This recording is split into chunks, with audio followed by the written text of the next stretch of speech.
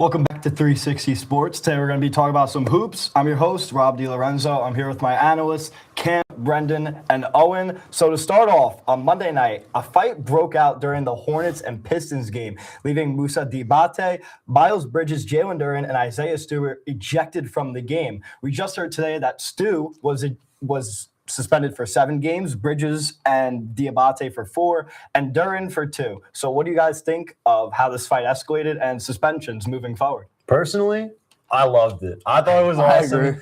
I think the NBA needs more of this. Less technical fouls, less complaining. Just let them duke it out. I love what Isaiah Stewart said. Why else would I be drafted to Detroit for? He knows what he's there for. He knows he's there to cause problems, stand up for his guys. And I just think that was a great moment. I'm definitely tapping into every single Pistons game after that. That was awesome. Isaiah Stewart, he came off the bench. He was icing his knees. He wasn't even in the game to come fight Miles Bridges, who probably shouldn't have even gotten involved in the fight. It was awesome. Stewart, they said the 7-game suspension was because of previous actions of misconduct, which, checks out. We know kind of his history. But the main thing I want to take away from this, Jive at the Hive is one of the greatest fight nicknames I've ever heard. That is a great nickname. I didn't even know the Jive at the Hive. That's not as good as Mouse at the Palace, but I think that's a cool number too. I really like that. I think we're gonna get some more Jives at the Hive. With those two teams, definitely. It reminded me when Marshawn Lynch came off the bench when he played for the Raiders and just I think he decked Eric Berry against the Chiefs. That's what Stewart did. And like you were saying, I love this for basketball, but again, you can't throw punches in a basketball game. But I like it because I think the NBA has kind of gotten more soft with the fouls, or they just don't call it. But I actually like this. 7 games is a lot, though, especially Pistons being the number 1 seed. Yeah. But the bad boy Pistons are back. That's why they're number 1 seed, I think, by 4 to 6 games. Not sure the exact stat. Yeah, I was literally just going to say, if you didn't say it, this is the modern bad boy Pistons, and I'm loving it. And another thing is, too, they came victorious and breaking their the Hornets 9-game win streak, too. Cade had a great game, 33, 9, and 7. It's great for the all-star starter, isn't it? Yeah, after that fight. after the fight, he's got to go to All-Star. Yeah, so moving on to the All-Star break this coming weekend, we have a new format and injuries to Stephen Curry, Shea, and how do we think this is going to play out? Who are the key players in this All-Star game this year? Honestly, even it sucks that Curry and Shea are hurt. I really don't think it matters. I think we can all agree the All-Star week game, not the weekend itself, because there's good events like the dunk contest and the 3-point contest and the celeb game, but the actual game itself, I feel even if they were there, they would be half-assing it basically. No one plays, they care. It's just kind of it's whatever. I don't think it really matters if they even were hurt or not. Yeah, I feel the skill of the player in the regular season doesn't really matter heading into the All-Star game. They all play at the same level, which is 20% if we're being generous. I think people care more about the festivities the rest of the weekend. If you ask the average NBA fan right now, they probably wouldn't know that All-Star weekend is right around the corner. It's been declining in promotion and popularity. I don't really know what they do to fix it as of this point. I think the format right now, it's pretty confusing for the average fan. I think there's just too many teams. I'd like to see it go back to 2, but I don't know how you fix the effort problem. Yeah, I think at least, and besides me and Brendan were talking about it before the show, I think the home run derby is the best in any sport. But I think the weekend-wise, I think NBA does it best. But again, a lot's been declining. The dunk contest, you barely know who's in it. 3-point contest, I look at Dame. He's obviously been hurt a lot, but he's going for a three-peat, not in a row, but just 3 times. So I think Larry Bird has it 3. But I love the weekend. I love the Friday night, the celebrity game. But Sunday is very confusing. There's 2 American teams. There's a world team. And then the winner of the Rising Stars bracket who have captains get picked on Friday night after the celebrity game. I think that's way too confusing. But it's also fun because the first and second year guys, you'll see Jalen Tyson, you'll see Cooper Flagg, you'll see Colin Knippel, some of those guys, you'll see play against obviously the best of the best, which we saw Cooper Flagg at before the tournament in the USA and the Olympics. He was dominating them. So I like it, but again, for a round robin style, I don't like for the All-Star game at least. Yeah, honestly, I don't really like that there's 2 USA teams because I think it gives the world a massive advantage. Imagine if the world had Shea and Giannis, and they still have Wemby, Luka, they got Advia, Cat. This team is stacked. I got some freaks on here, and I feel Team Stripes is kind of more the vets, and then the Team Stars is the rising stars or the current guys in a league. It's not a bad setup. It's just why are we making it so complicated? It looked categorized when you look at the teams. I just don't think it's very natural, honestly. Yeah. Maybe USA versus World. We don't got to be making two different USA. We also teams. like the old heads right now, like, bring it back to the way it was before. Like, it's all too complicated and crap. Like, I agree. Like, East versus West was a much simpler time. I think we can all agree that. Yeah. That was a lot more I fun even to like the watch. captains like drafting. Yeah, that was really chill. I didn't mind that because it was funny because a lot of like the guys who drafted someone became teammates with them. Like that was fun, but like you were saying, East and West is just so much more simpler. But is it though? Because I think the West would kind of just kill the East right now. Definitely this year, yeah. Well, I think that's why I took it away in the first place, is because it kind of became lopsided when they were trying a little bit. I mean, the West has always been a more dominant conference, but with the way it is right now, I think we'll actually see the Rising Stars team actually try a little bit more than some of these older guys, just because, they're the young guys trying to prove themselves and all that. So that could be a little entertaining, but as a whole, I just don't see it being extremely competitive. The Rising Stars, I remember last year beat one of our USA teams and then lost in the final in like the round robin style. I do remember that. But again, like that's first and second year guys. Like they still are trying to prove themselves to these vets. But I think and honestly, if they propose something like East West, that should be like whoever wins the All-Star game, East West, and then the finals happen. I think that the two teams, whoever East, West, whatever two teams they are, that should be the winner of the All-Star game should get home court advantage. That's how finals. baseball used to do And it. I And actually worked love out that. because, those All-Star games were extremely awesome. competitive. They compete on that level, and I think the NBA should do that. Will they? Probably not. Giving it some kind of merit is the only thing they can do. And Exactly. Outside of that, I don't really know how you do it right now. Yeah, I agree. So moving on from that, the trade deadline passed last week, and there were some crazy moves around the league. What were your favorite and your least favorite moves from this weekend? I'm probably gonna take your answer, dude. Sorry, I'm gonna take James Harden. Pretty fun. I think he's like as much as I don't like James Harden because he kind of had a tough stint with the Sixers. I think he still like he's a great vet. He can leave a good impact on the team, especially with the Cavs. They are like a very all-round team with get your bigs and Jared Allen, Evan Mobley. You have Donovan Mitchell who can honestly carry more offensive load and relieve some of the pressure off of James Harden. I think like the biggest thing that he can really offer to the Cavs is his playmaking abilities. Like Darius Garland, I love Darius Garland.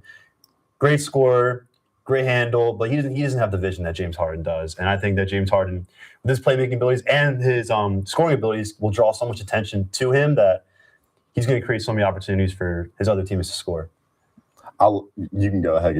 I just a little point out that I think I love Darius Garland. Shout out DG. After LeBron left, DG was like our first round pick at number 5, and he helped the Cavs.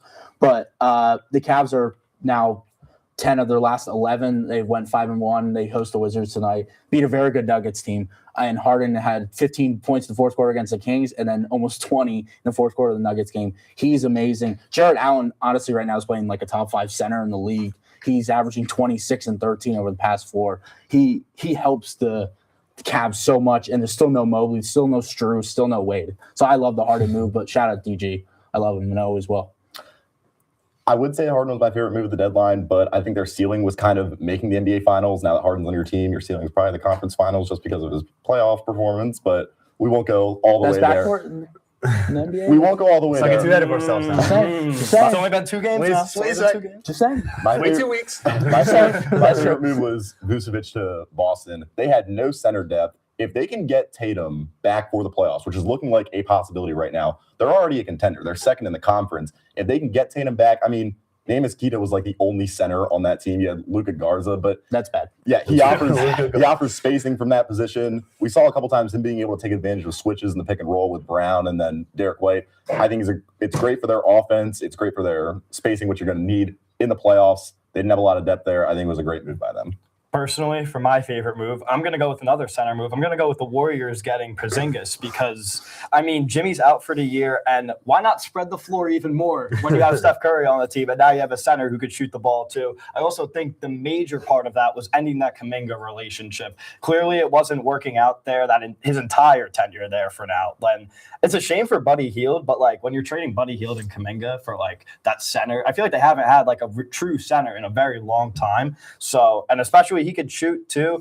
It's not a filler for Jimmy Butler because Jimmy Butler obviously plays better scorer, but I do like this move for the Warriors. I do. I was going to point out my least favorite move, and it's not a player, it's a front office. What in the hell are the Minnesota Timberwolves doing?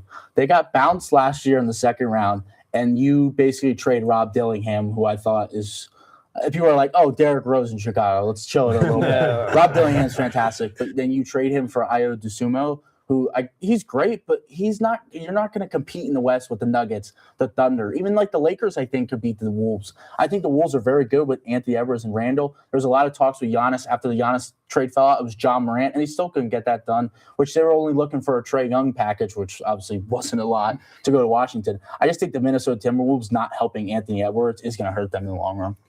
I think my least favorite trade was the Sixers got rid of Jared McCain. That really, all Sixers fans are. yeah, we're going through right now. I'm But very happy. we'll get into that in a second. No. I don't know. I think we didn't give him a chance. Like he came off a season-ending injury last year, and I feel like he was just starting to get his rhythm back. I understand we have some guard play, like kind of him and Grimes are fighting for that spot, but we know what Grimes' peak was. We have no clue yet what Jared McCain's peak was. I think if we gave him another year or two to really have him develop, give him more minutes, he could have blossomed into something really special. So And Daryl Morey said he was very confident they were selling high on him. Yeah. So he thought that peak don't came, sell him then. Like the peak came in the rookie season. I don't really. It may have been the Maxey Edgecombe backcourt that they weren't going to put. He'd be McCain great on off the bench, floor, though. but Yeah, I don't- exactly. Yeah. You need those. We've seen with the Thunder. Now the Thunder had a possible all-star off the bench, like especially with Shea being out a little bit. He's going to help the Thunder a lot. I'll go through my least favorite move really quick. It's Sacramento. Why are you trading for DeAndre Hunter? What is your I love direction? Dennis Schroeder and Keon Ellis. It's fine with me. But what is what is Probably. the direction? I mean, they're the worst team in the West. They've got all these old guys making a ton of money that you could have tried to fire sell if anyone was even going to take them. There were talks that Sabonis could be traded. They sat on it. And now you get rid of Keon Ellis, you get rid of Dennis Schroeder, you get rid of a second. I don't understand the direction for this team. It makes no sense to me. I'm happy as a Cavs fan. Be extremely quick. Least favorite move for me is Chicago. They traded for 4 different guards, and then they One's gotta traded work. one of them for another guard, and then they traded Kobe White with them. So I don't know what's going on there. Is Kobe White a Hornet? Kobe White is a Hornet now, yeah. He was traded for Colin what does Sexton. this world come to? We're trading Colin Sexton for I Kobe don't White. really know. But moving on from the trade deadline, what is your guys' favorite trade of all time, in your opinion, or just the best trade? So we'll have Brennan start. So this was obviously the best trade, I think, for one team and an absolute disaster of a decision for another. It's the Clippers trading for Paul George after the 2019 season. I don't blame them for making this trade. I mean, you trade a rookie Shea, who was like a fine starter on a playoff team. You go get Paul George, which is what opened the door for them getting Kawhi. If you can get Paul George and Kawhi Leonard on the same team in 2020, that looked like championships to come. They end up flaming out in the playoffs. Paul George leaves for nothing.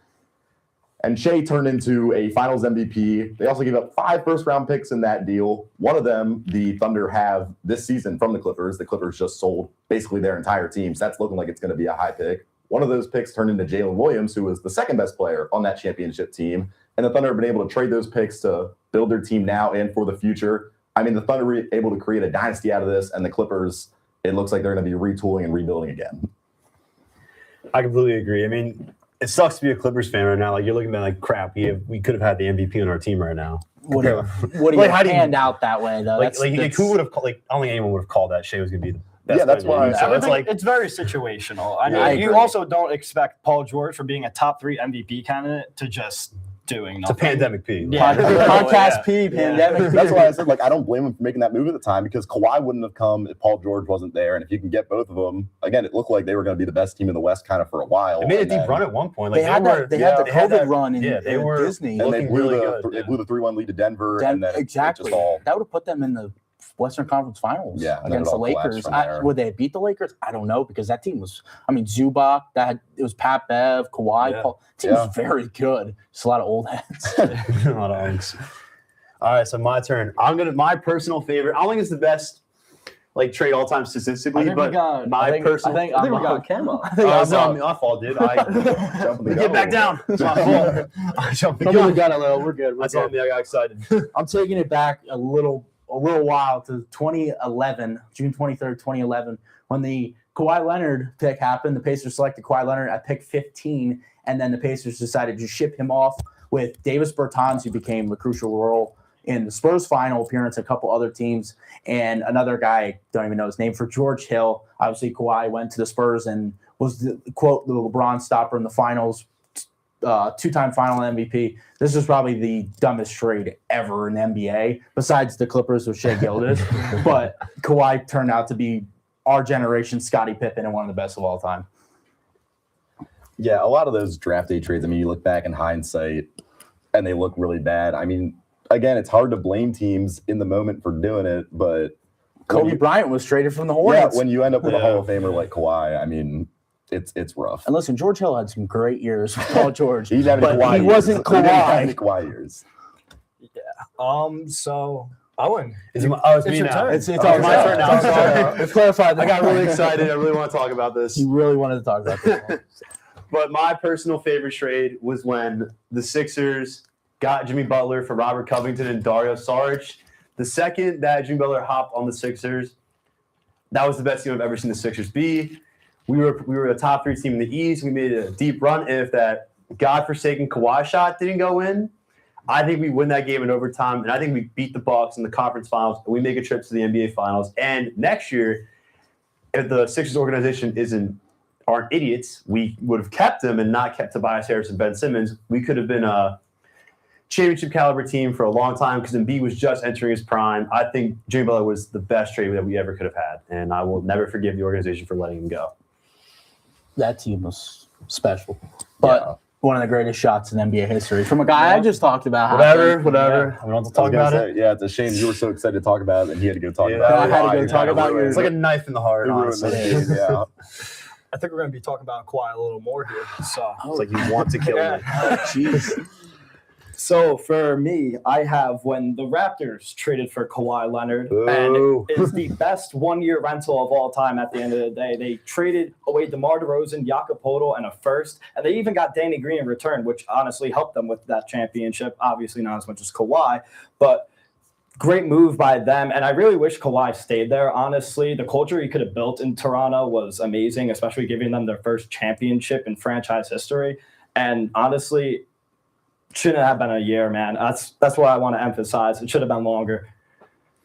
Yeah, I mean, Kawhi 2 picks is insane. I hate. I was not expecting I that didn't. at No, all. I honestly did not know that. I hate Raptors Kawhi. Like, oh god, I cannot. It's just Sixers. like, fans. that's definitely the best one-year rental of Oh, all yeah, time. And definitely, they yeah. didn't Shout have out to give Danny Green though. She was. Yeah. That's That's actually a it. little That part of team that was trade. good. He was you a know? big part. You know? Yeah. What that? Fred VanVleet, Lowry, Ibaka That team was was- so that good. team- that was a Siakam solid had team. 8, That 9 That was a man very deep underrated I mean, team. And the yeah. Sixers took them to obviously Took him to 7. the greatest shot in NBA history. Yeah. Probably. It's the Canadian rims. That's why. If it was a Oh, USA yeah. game, I don't know. About that's my. It's the Nah. altitude. Isn't Let it? me Yeah. let me have this. Let me have it. that. You can have your playoff loss. Let me have it. You can have your playoff loss. Now it's time for a challenge. This didn't go too well last week, but we're hoping to recover here. We'll be given 2 doors for a different position, and based on their stats from last season, we have to pick the player without seeing who they are. There's 3 positions: forward, guard, and center. This is gonna be interesting. We'll see. I don't know how this is gonna work. Oh, okay. Wait, so we're guessing which player? Which one we'd rather have? Which one would rather have? Yeah. Okay. Okay. 20. And this is what position is this? Maybe we I get guard. believe It this says is choosing guards. Yeah, guard. this Okay. is guard. Yeah, I'm not. I think I'm taking. I think I'm taking the left. I'm leaning towards Little- 2. I'm Yeah, I was leaning, gonna say, I'm thinking door two, but I'm It's a trying. little more efficient. Slightly. I'm Yeah, trying a to little. think with the steals. I'm trying to think. So should Oh, I'm not gonna be able to guess the player, but no. that's, I'm just. that's why I'm going just trying two. to like get a I'm broad going name. with door 2. It's only like basically a point off. I'll take More rebounds, better efficiency from the field or from 3. I'm gonna go with door 2. door 2. Watch this backfire. I feel like door 1 is like. I feel like they're trying to get us to the point. Yeah. Yeah, Yeah, maybe. yeah, You know what? yeah. Door 2. Door 2. I'll take door 2. We'll do door 2. Yeah. All right, there we go. Right, yeah. There we go. That's a great pick. A little Gotcha. bit of efficiency helps. That, for I think sure, that's why yeah. they left out the assists. Yeah, because assists would've that given it away would be- 100%. that'd be a That would have little been. bit That would have been like 3. That would have been. I don't even know Negative how 3 that- to 12. 100%. That All would've been- right, 1 for 1. Let's go. Definitely. Good start. Yeah. Off to a strong start. All right, this is forward. Forward. Oh. That's a big difference in rebounds. Yeah, So it's a big a forward. little bit better efficiency. A steal on a forward. I still want to go door 2 again. I want to go door 2 again. Really? I might go door 1. I'm I think- taking. I'm going thinking door- this is like. I'm I'm taking thinking door door 2 1 again. off the rebound. I'm going But one. as a who's rebounding that much as a forward? I'm gonna go door 1. I'm thinking door 2. We'll see. I think door 1's Pascal. I gotta be special. You can go- I don't know. That'd be a crazy pool. Please be door 2. Door 1 Pascal Siakam. That'd be insane, right? Denny Avdia. I mean, bad guess. Well, But okay. Oh, it's Low-key. Andrew. It's Andrew. Loki, Yeah. I'm good with one now.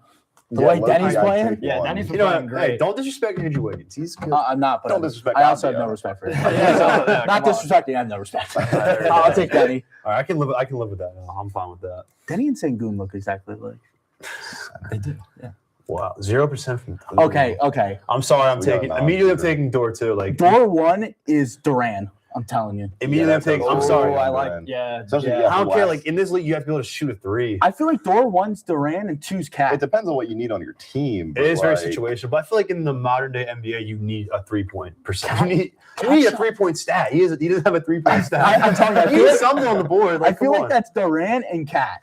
That- If that I is- hit that's a both very- of them, because Cat shot like a 37% clip last year, if I remember, and the points make sense with Brunson, the rebounds. Durant didn't shoot a 3-point. That's a very educated guess. I'm taking door 2. You got to In that case, I'm taking one. I'm taking. I might take door. I'm taking door 1. You guys too. are all. You guys are For all. the situation, I'll take door 2. You guys are all sheep. evenly split. Evenly split. Yeah. Door 2. Come on. Zubac and Bam. Bam. There we go. That's Yeah. a close one Well, too. with- I'm not gonna lie. With the defense, I'd rather have Bam. defensively, yeah, I'd probably I'm take taking Bam. Yeah, Not even yeah. close. I don't- Shout He's out also Zubac. gotten better. I His like- shot's shout out gotten a Zubac. lot He's very better. efficient. It's also though. very situational because, like, Yeah. if he was still playing with Harden, Zubac next year with Halliburton, That Yeah. could be he fun. may average 18 and 15. I'm still taking Bam. I was trying to at least pull one of the doors. There we at go. least. Hey, to keep firing. I'm proud of myself Rather this go. time. Yeah, Kind of a similar player. A lot better than last time, but we also had some NCAA surprises. So North Carolina beat number 4 Duke 71-68 on a walk-off 3 on Saturday, then traveled to unranked Miami where they lost 75-66. Number 9 Kansas beat number 1 Arizona 82-78. Number 13 Purdue beat number 7 Nebraska 80-77 in overtime. What are the thoughts on these big games, and how is the rest of the season going to look? How are we thinking? I'm loving it. I love all these. It feels like the old college basketball is back with all these, like, especially when you have a great Duke North Carolina matchup like that. Just like it just brings back old times. And I went on a game-winning shot. Like you can't draw it up any Yeah. better than that. It's one of the best shots in the rivalry history. Shout out Seth Trimble. I mean, the 4-year guy, Hubert Davis said after the game, there couldn't have been a better guy for it. In the current landscape of college basketball, the guy that stuck around, able to hit one of the biggest shots for Carolina, for Duke. I mean, this is just a common theme. They crumbled down the stretch. They were the better team for 95% of the game. But I want to point out, John Shire has a bad habit of not calling sets at the end of games. We saw it last year in the Final Four where he kind of said, Cooper Flag, try and win this game right now. He said at the end of this one, Cam Boozer, try and win this game right now. And both of them got fine looks. But I think when you have a talented team like Duke, you got to be able to draw something up for the win. As a Duke fan, it pains me to say you're absolutely correct in everything you've said. He calls sets for 99% of the Yeah. game, and then the 1% is like, hey, Coop, just go Mhm. ISO against one of the best defenders in the nation last year, and Boozer, hey, just go ISO. Boozer's 6'9" forward. He doesn't need to ISO. Mhm. Like, it's just simple. It's simple things. North Carolina, I'm glad they lost to Miami. Not a big Miami fan, but screw North Carolina. Duke's the better team, but again, like you said, there's been even the Texas Tech game this year, and same as last year. They were up by double digits and they crumbled. North Carolina, I think, is going to be just fine. Wilson's a beast. Talking on Kansas perspective, though, if I'm a Kansas fan, I'd be the most excited person in the world and also the most disappointed. Most excited because Council, Peterson, and Ngungba are probably the best 3 tandem in the whole country. I think they are just 3. When they come together, they are just the best. But I'm also the most disappointed fan as a Kansas fan because the availability of Peterson is every other That's game. horrible. It's like Embiid's playing point guard. All right. Yeah, I was No offense. I was actually going No, to say that's a good offense point. taken. This is like the first college player we're watching. He's actually on load management. He is. Like it's insane. I But he cannot wasn't even believe it. hurt the other day. He was sick. Yeah. And he's like, no, I don't want to play. He was sick. Yeah, he was sick. Whatever. And then 2 weeks ago, when they're Definitely up, hungover when they're up or like something. about, I think it was 22-23 on BYU, and BYU is one of the best second half teams in the country. They're like, oh yeah, we're just gonna put Peterson on the bench. He had 18 at the point. BYU came back and made it a 1-point game. They only lost by 4 or 5. But what's the management gonna be like for Peterson when he has to play every 2 days in March Madness? Yeah, I feel like this is right now kind of just preparing for draft stock. I don't think it'll be an issue come I don't March know. the NCAA tournament. I don't think so. But when he's on the court in that BYU game in the first half, I mean, he babied Devanza. I mean, it was a battle of His maybe poster was the nasty, yeah the too. one and 2 pick. you'd be an idiot to not take Darren Peterson number 1 right now. Yeah.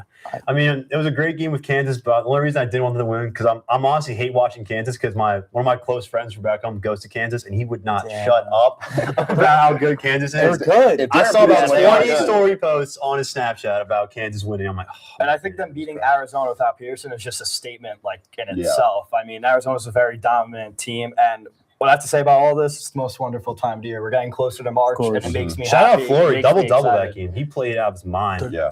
Arizona's got a tough stretch coming up. Mhm. Played 5 ranked teams in a row. Like that's Yeah, he's disgusting. playing And Houston, when you catch- Kansas again, Iowa State, tough. When you tough catch schedule. Kansas on a hot streak like that, you got to go to Kansas, and Melvin Council. I mean, he had, I think 23-6-6. Yeah. He's looked great. Gugba had 25. He's looked great when or Peterson's something. not there, when he's the primary ball handler. I mean, when Peterson's on the court, obviously you want the ball in his hands, but Council is still probably the best second option.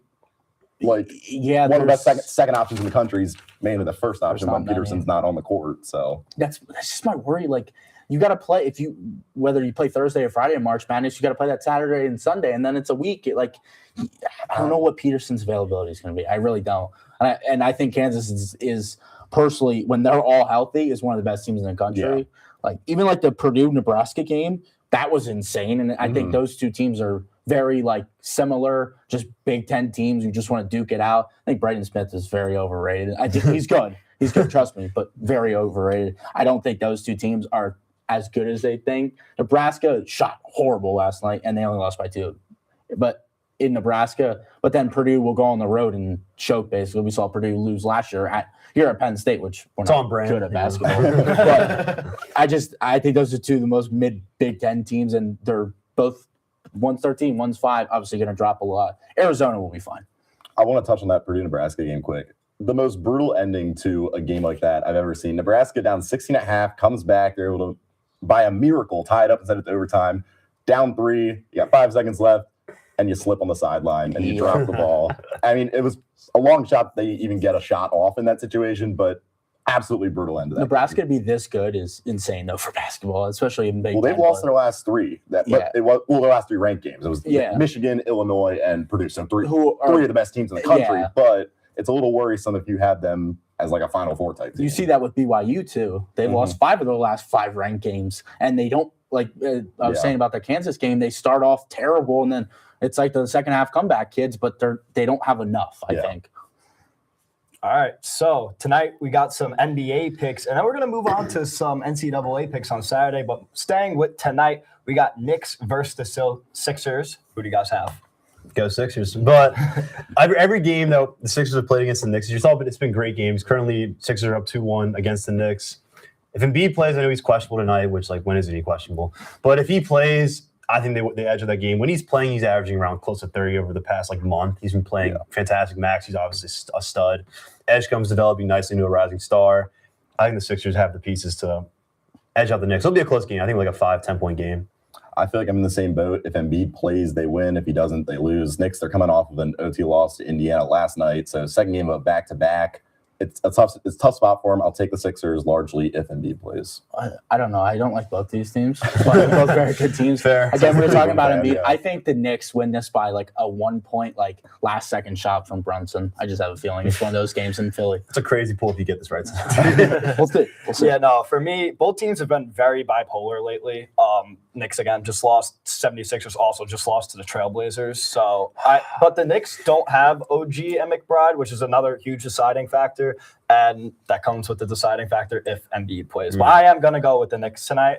But next, we have Thunder and Suns. Who you Wrap guys it got? up. We all know who is going to win this game. I don't know. I think Do we? I think like Do we? Listen, the Suns play sometimes just if you all think the Thunder, raise your hand up. like without Shea too. I don't. I think So, the alright. Thunder barely. I'm still taking the Thunder. Yeah, hold on. Suns are my team. I'm gonna preface that. Okay. Shea We're is all not- across the country here. with Shea this is team. not Jeez. playing. Booker and Green are questionable. This is their last game before the All-Star break. I think they'll still play, whether or not it's limited minutes. I don't know. I think we got another Dylan Brooks game in store. No. The Thunder, they It's don't look crazy He you dropped say it that, 48 too, times. because honestly, and this is a very weird game being a Thunder fan because Devin Booker just comes back and then Dylan Brooks has been balling and Shea, and we don't have AJ Mitchell either, which is guard depth off the bench too.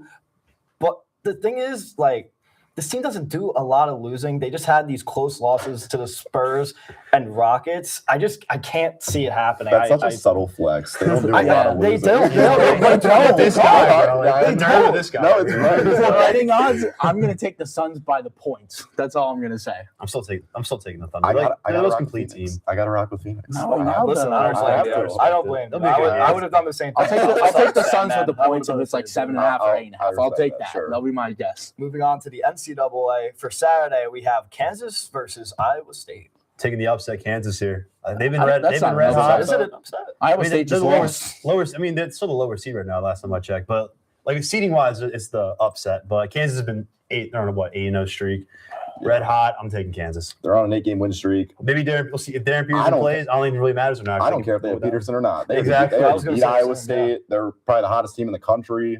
I'm going to roll them until they prove otherwise. Iowa State just lost a bad matchup the other night. Mhm. It's so cool. Iowa State's a very tough place to play. I would probably take Iowa State barely. If Peterson doesn't play, I'll take Iowa State. If he does, I'll take Kansas. I'm Simple. taking Kansas because Iowa State just lost to TCU, and I honestly think they look like, if not the best team in the nation, one of at least. Yeah. And then lastly, we have Texas Tech at number 1 ranked Arizona. Wrap it up. Arizona, like they're the 1 seed for a reason. Like they're gonna bounce back. They'll be just fine. I think that's all I got. Really, it's Tech's Arizona. good, but Yeah, not it's Arizona. Tech's a good team. They're not as good as Arizona. They're I at agree. home. I still think probably the best team in the country. I got to rock with Arizona. Yeah, Tech's not the Tech from last year. I'll take Arizona by probably 8 to 10. Yeah. Yeah, I've got to go with Arizona too. But that's the end of our show today. And I had a great time with Owen, Brandon, and Cam. See you next time tomorrow on 360 Sports.